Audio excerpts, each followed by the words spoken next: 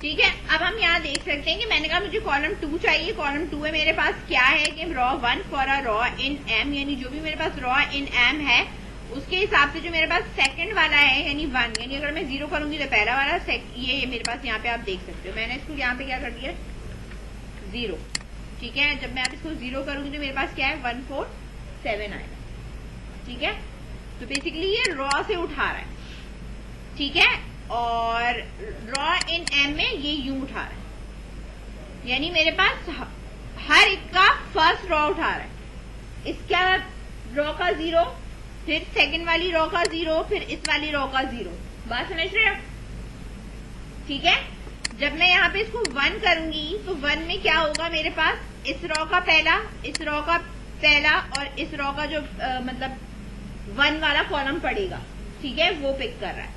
इसी तरीके से हम यहाँ पे अब 2 कर दूंगी तो मेरे पास क्या होगा, हर रॉ में से कॉलम नंबर कौन सा पिक करना है, 2 पिक करना है। तो 2 मेरे पास कौन सा आ जाएगा 3, 6, 9। ठीक है, अब आप देखो 3, 6, 9 और ये ब्रैकेट के अंदर हमने डिफाइन किया, बेसिकली ये कलेक्शन करके लेके आ। अगर मैं इसको कॉलम कर दूं, क्या कर दूं मैं,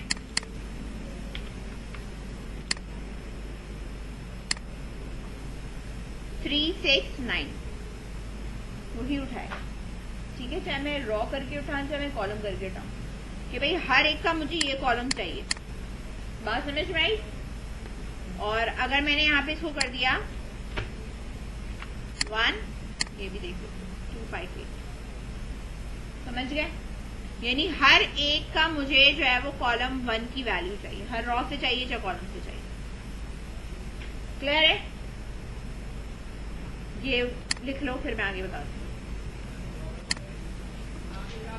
अब ये बारी बारी आ गया मेरे पास, first row, second row, third row आ रही है। तो मैं अगर फॉर का लूप लगाती हूँ और लूप लगा के मैं ये कहती हूँ कि एम, तो ये मेरे पास एक एक करके उठा के लाके देगा, 1, 2, 3, 4, 5, 6 एक एक रॉ उठा के लाके दे रहा है। सही है?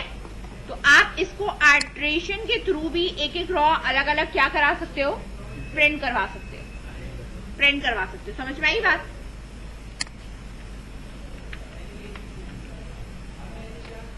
यानी हमारे पास type A is equals to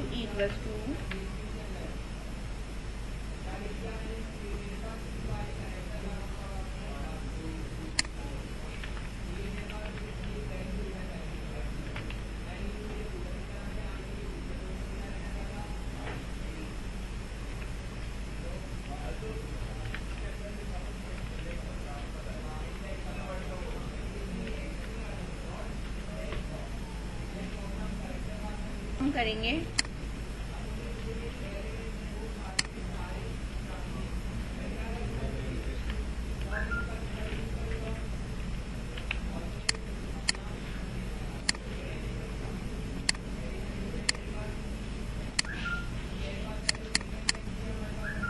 problem create कर रहा है। यहाँ पे टाइप जो है वो फाइंड नहीं हो रही। ठीक है, कि मैंने जो टाइप वगैरह दी हुई है वो इसको फाइंड नहीं कर रहा। मैंने कहा था ए इन एम, ठीक है, अगर है तो वही भी प्रिंट कर दे और अगर नहीं है तो भाई और प्रिंट कर दे हमारे पास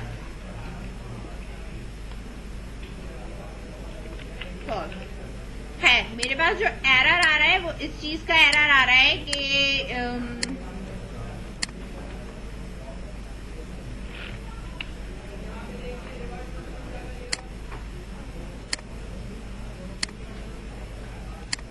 इंटीजर टाइप का आ रहा है, वो इस चीज को एक्सेप्ट नहीं कर रहा है, इस वजह से एरर है, वरना किसी वजह से और कोई एरर नहीं है। ठीक है, वो एक्सेप्टेंस नहीं है कि उसकी लाइब्रेरीज वगैरह इसकी फाइंड आउट हो रही है।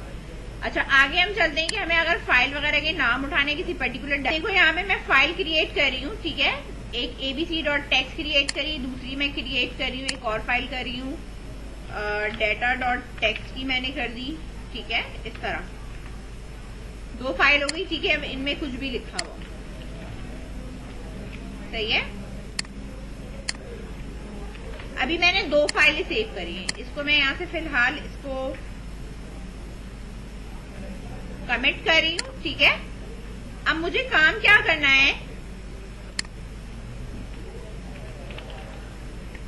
import os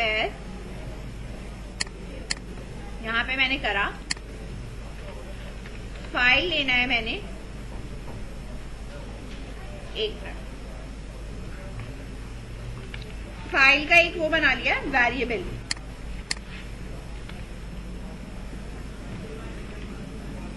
ठीक है, मेरे पास जो भी फाइल्स हैं मैंने कहा ये इक्वल टू मेरे पास एक एम्प्टी वेरिएबल है। मुझे नाम वाम कुछ नहीं पता है, जो एरर टाइप का होता है वो आपने यहाँ पे इसको एम्प्टी करके यहाँ पे दे दिया। ठीक है, अब हम यहाँ कह रहे हो कि भाई मेरे पास जो फॉर का हमने अब लूप लगाना है और जो इसके अंदर हमने चीजें प्लेस करनी है वो हम यहाँ पे क्या करेंगे। ठीक है, मैंने यहाँ पे कहा कि जो मेरे पास फाइल है वो मैंने एफ के नाम से रख दिया, इन किसके अंदर os डॉट लिस्ट dir होगा इसमें, ये रहा। ठीक है, अब इसमें मुझे पाथ बताना है। ठीक है ना, अब मैं यहाँ पे स्लैश करके या जो भी करके आपके पास जो डायरेक्टरी का नाम है या जो हमारे पास फोल्डर का नाम है हमें वो डिफाइन करना है। जो करंट प्रोजेक्ट आपका नाम है वो ये वाला फोल्डर है। ठीक है, तो मेरे फोल्डर का नाम क्या है, पाइथन प्रोजेक्ट 11। ठीक है, तो मैंने यहाँ स्लैश करा और यहाँ पे ये देखिए कॉलन लगाया और एंटर कर दिया। अब मैंने इसके अंदर क्या चेक करना है, इफ फाइल, ठीक है, फाइल का एक्सटेंशन की बात कर रही हूँ। किसकी बात कर रही हूँ मैं, फाइल की एक्सटेंशन की। मेरे पास एंड विथ क्या होनी चाहिए,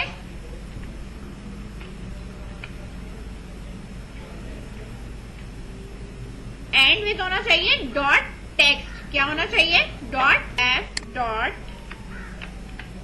एंड विथ, किस चीज पे एंड होनी चाहिए, डॉट टीएक्सटी टेक्स्ट। अगर ऐसा है तो जो ऊपर आपके पास फाइल बना हुआ है ना, ये फाइल डॉट एपेंड, क्या करा दूं मैं, एफ को एपेंड करा दूं। ये एफ के अंदर ही मेरे पास फाइल का नेम है। बात समझ में आई। ठीक है, अब फिर ये इन फॉरवर्ड लूप से बाहर आ जाओ और फिर बाहर आके फिर आप ये सारा कुछ प्रिंट करवा सकते हो। अब मैं क्या कर दूं, प्रिंट कर दो। क्या चीज मैं प्रिंट कर दूं, जो ऊपर फाइल्स मौजूद है उसको मैं प्रिंट कर दूं। ठीक है, ये वाला।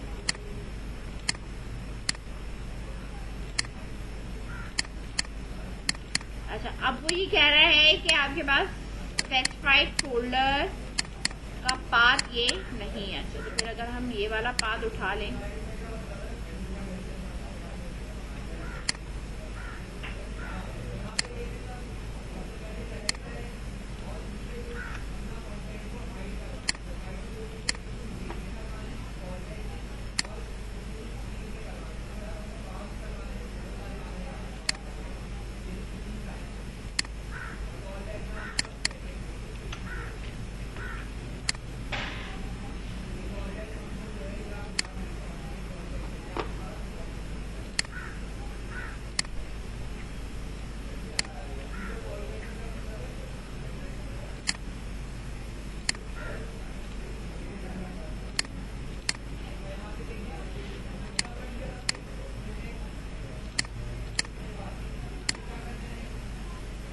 ठीक है, अब देखो उठ गया।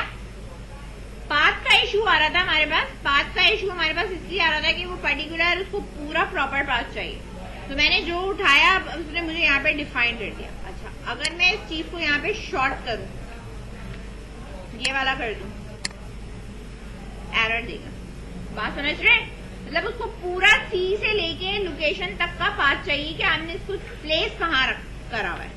तो हमारे पास जो भी हमारे पास प्रोजेक्ट का एब्सोल्यूट पाथ होता है ना, जैसे मैं यहाँ पे राइट क्लिक करके जब मैं कॉपी पाथ पे आ रही हूँ तो इसने पूछा एब्सोल्यूट पाथ चाहिए या फाइल का नेम चाहिए। ठीक है, तो मैंने कहा भाई एब्सोल्यूट पाथ ले लो। तो एब्सोल्यूट पाथ मैं यहाँ पे लगाऊंगी और ये सिंगल स्लैश नहीं रखना, डबल रखने होते हैं। डबल इसलिए रखने होते हैं क्योंकि ये स्लैश को एस्केप सीक्वेंस समझता है। अब मुझे यहाँ पे फाइल के लिए स्लैश चाहिए, तो जब मैं डबल लगाती हूँ तो वो सपोज सिंगल ही स्लैश को करता है। बात समझ में आई। तो सिंगल स्लैश को सपोज कर रहा है और इसने कहा कि भाई इस लोकेशन के अंदर जाओ और जाके देखो कि कोई भी फाइल नहीं है क्या एंड विद डॉट टेक्स्ट से हो रही है।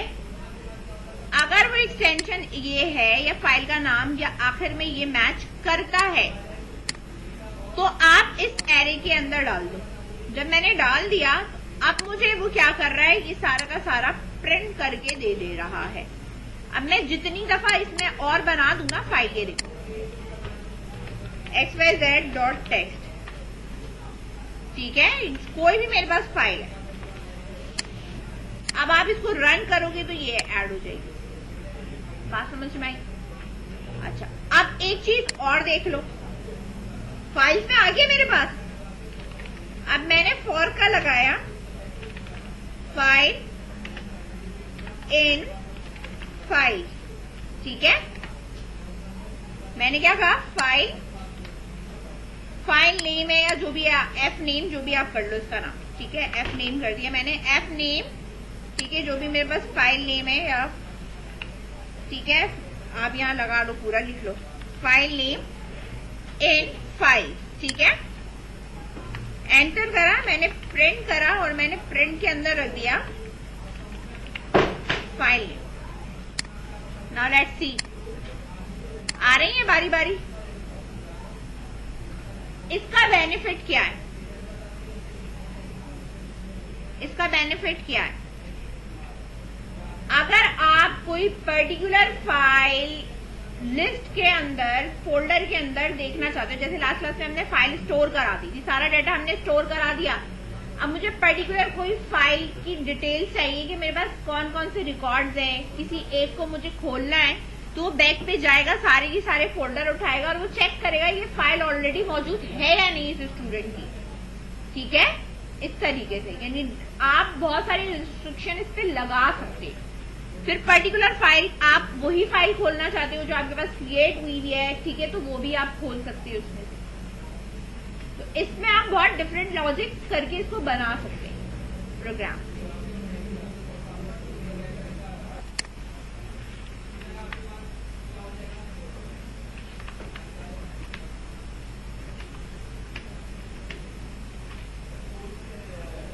ठीक है, अब एक वेरिएबल बना लिया हमने रिजल्ट, मैंने यहाँ कर्ली ब्रैकेट लगाया,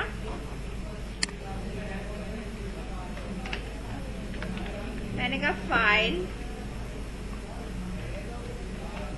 0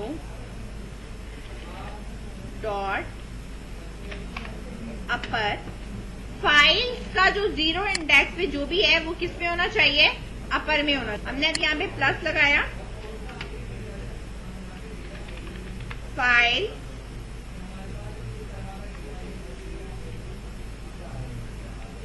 one colon dot bracket.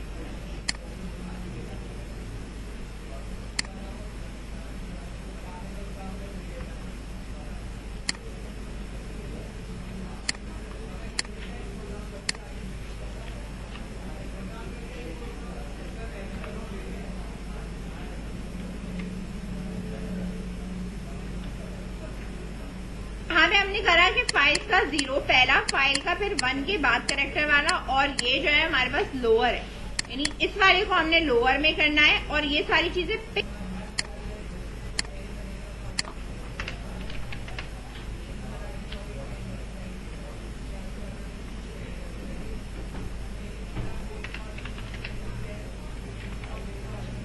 File if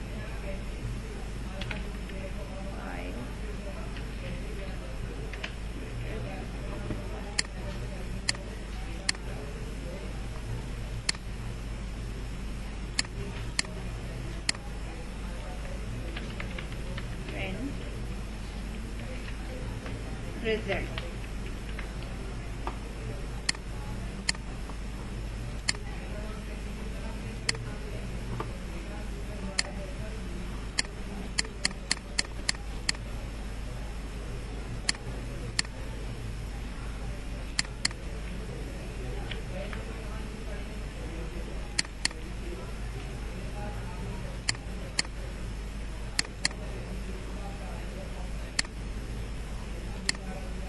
check करनी है।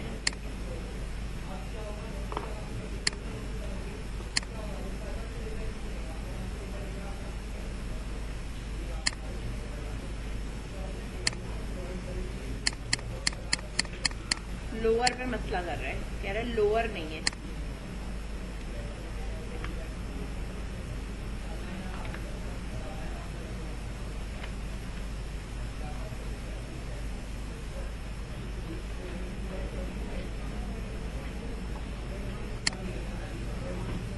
अच्छा सही है।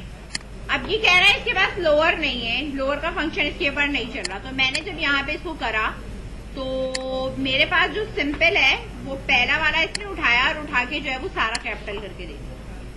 कैपिटलाइज हो रहा है लेकिन ये लोअर का मेथड कॉल नहीं कर रहा। तो लोअर का जब ये मेथड ही कॉल नहीं कर रहा तो हम इसको कुछ कर नहीं सकते।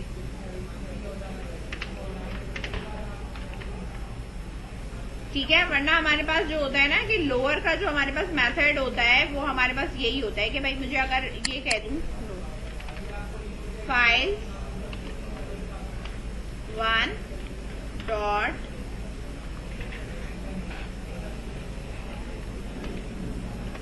आप यहां देख लो ये फिर लोअर है। ठीक है, लेकिन अगर मैं इधर कॉलन वगैरह लगा दी हूं तो फिर नहीं होता। ठीक है, तो फिर ये कर तो रहा है, ठीक है, लेकिन पहला वाला इसने ये कर दिया, दूसरे वाले को लोअर रहने दिया, ये प्रॉब्लम है। ठीक है, यानी पहला आपका ये है, इसके साथ उसने कॉन्कैटिनेट करके ये वाला काम किया। अब मैं अगर इसको कॉलन लगा दूंगी तो ये मुझे एरर देना शुरू कर देगा कि भाई इस तरह का कोई भी नहीं है। ठीक है, रेंज वाला आप काम नहीं कर सकते, यानी एट अ टाइम आप या तो अपर करो या तो उसको लोअर करो, ये दोनों मिला के मुझे करने नहीं दे रहा। वरना होता यही है कि पहला वाला जो है वो फर्स्ट कैरेक्टर लोअर के अपर के लिए, बाकी सारा मेरा क्या है लोअर है। इसका फिर दूसरा कोई मेथड तलाश कर लेते हैं।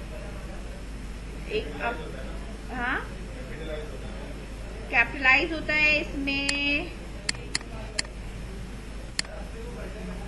ये वाला लगा लो। ठीक है, सारे ना लगाओ, फिर यही लगा लो कैपिटलाइज डॉट कैपिटलाइज।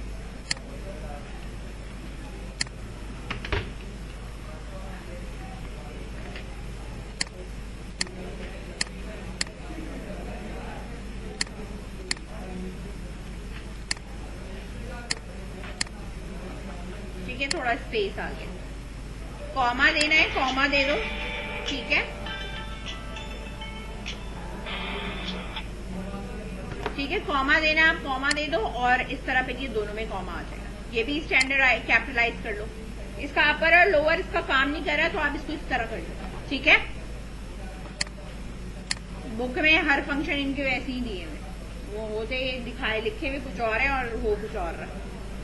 अब पूरा कोड है जिसमें हमने ये काम किया हुआ, एक मैट्रिक्स लिया हुआ है, मैट्रिक्स की हमने सेकंड रॉ पूरी उठाई हुई है, उसके बाद हमने फाइल लिया हुआ है, अपनी पर्टिकुलर फाइल के अंदर से हमने सारे फोल्डर गेट करे हुए और सारे फोल्डर गेट करने के बाद हम इनको बारी बारी कैपिटलाइज करके लिखा।